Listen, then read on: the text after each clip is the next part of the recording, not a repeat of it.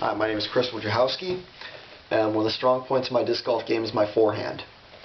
So I figured I'd make a bit of an instructional video on how to throw a forehand, some of the basics behind it. And I guess the thing that I'm going to start with is grip. There are a lot of different grips with forehand.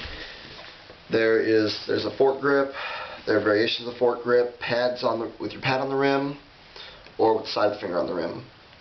There's control grip, again, side or pad, middle finger down or index finger down. And really, I think it does matter.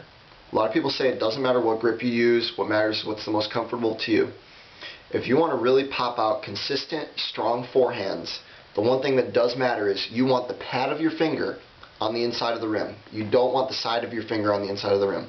Having the side of the finger on the inside of the rim not only limits the amount of power you can get because you're not going to get as much force, but it also causes you to roll your wrist over a lot easier. If you have your pads down, you are much less likely to roll your wrist and turn the disc over into the ground. It's a problem that I see with a lot of newer players. My preferred grip is I place my index finger down, pad down on the inside of the rim, followed by my middle finger with the pad down on the inside of the rim, right over top of it. Both fingers' pads are touching the rim. They're not just there for support, they're both there to provide some strength and power. So when I bring the disc across, I'm actually going to get a full range of motion. My wrist comes back, right here, it comes all the way through. Hand closes, and I'm pushing with those fingers to get the most force. All the way down, those fingers are actually closing like that, clenching when I throw. So my forehand release ends up coming around something like this. You wind up, pow, just pops through. What matters is from the wrist through to the fingers. And it pops right there. Another thing that is key is definitely get your legs into your forehand. You see a lot of guys that just go up there and they're just flinging their arm. They're getting their arm way out. You don't want to get your arm away from your body. If you're letting your arm extend away from your body, you're not going to get all the power that you can get from your legs. You see some guys, and you see some pretty good forehand throwers, that are able to really extend their arm away from their body and get some distance and some snap. And what they're doing is they're throwing primarily with their arm and their wrist. They're not throwing as much with their entire body. I mean, I've seen a lot of very good players, though, a lot of very good forehand throwers. A couple specific ones are Jeff Bennett and Marty Peters. They both have fantastic forehands.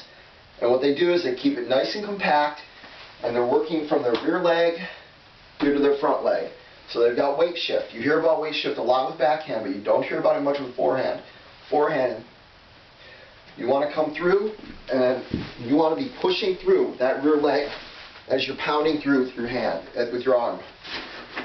So it's just 2 quick steps, and then really just pounding through. A lot of players have a bit of a cross step with their forehand. I don't, and I really can't teach that. But the main thing is using those steps to get yourself into a rhythm. I mean, a lot of players don't need that rhythm as much, but I do. I've seen some guys with great forehands. Critter Bill Them, a Discraft sponsored pro from up in Michigan, throws in a single step. He doesn't need to get into that rhythm with the stride. He can just stand there and boom, just very firm, one step, and power through. And really, that does help with accuracy, especially on shorter range forehands. I do that for a lot of forehands that are under 250 feet. But for most guys, if they want to really get their body in a rhythm in the right direction and really pops and drive something out over 350, over 400 foot, you want to take those strides in, get your whole body involved. So what you're doing is you're bringing the leg through, you're bringing your elbow across there, keep it down, keep your hand nice and loose, keep your wrist loose, keep your grip loose, until you're popping through.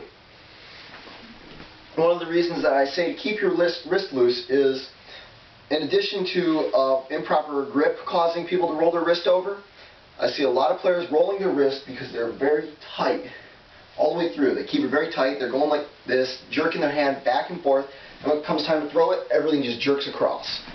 Brings their whole hand over, wrist rolls, they wind up throwing an accidental roller. If you keep that disc nice and loose, it's going to keep you from rolling that wrist. Just hold it relatively loose in your hand, loose grip, thumb really holding the disc only at the rim. Kind of keep it down there. but keep it nice and loose all the way up until right about here. As you're starting to bring it through, you're starting to get that push with your leg. Then you tighten up the grip and pop, clean through. Very clean, very strong release. Follow all the way through, and you should wind up with a pretty powerful forehand. Hope that helps.